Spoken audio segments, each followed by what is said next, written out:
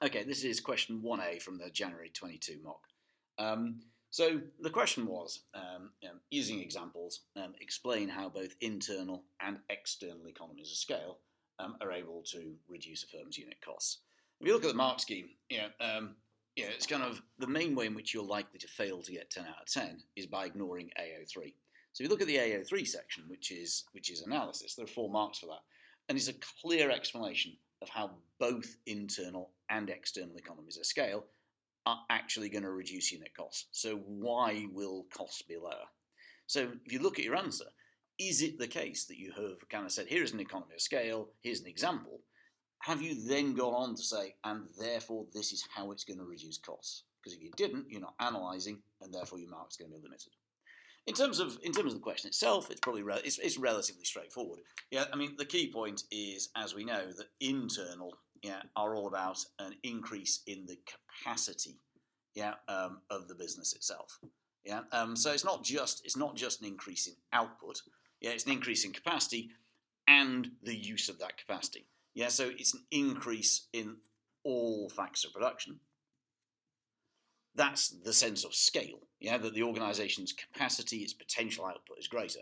And then you just need some examples, both real world and kind of hypothetical, of how is the firm increasing its scale, going to result in a reduction in unit costs. I mean, the one that most of you have probably gone for is this idea of bulk buying, that we have monopsony power over our suppliers. If we order 10 million light bulbs, we're probably going to get a better deal than if we order 1. Therefore, per unit, the cost is going to be lower. So what you're trying to get at is the idea that there is a reduction in long-run average costs as a result of these things. You might have gone for things like automation, mechanization.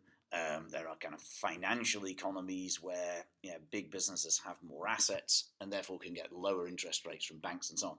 But what we're trying to do is to link it firstly to scale and say, how is that scale going to mean that the firm's costs are lower?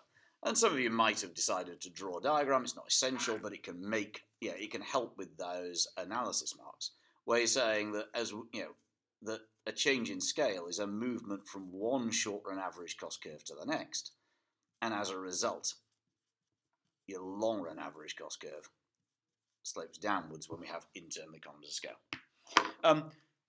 External economies of scale, the main mistake that people are likely to make here is to talk about mergers. Mergers actually lead to internal economies of scale, because they result in an increase in the overall size of the existing business. The capacity of the existing business gets greater because of a takeover or a merger with another firm.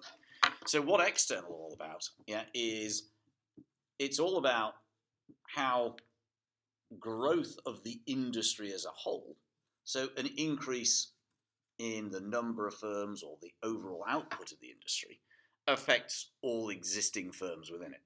And the argument for external economies of scale is that regardless of your existing size, whether you're a small firm or a medium-sized firm or a large firm, the industry expanding can benefit you. And the things that people probably tend to talk about, things like a pool of skilled labour, what starts to happen is that workers start to train themselves. If you take the IT computing industry in the 1950s and 1960s compared with today, new employees come with a range of coding and programming skills, familiarity with computers and so on, which means that the cost of the business to employ them is lower because they already have a lot of skills. So pool of skilled labour.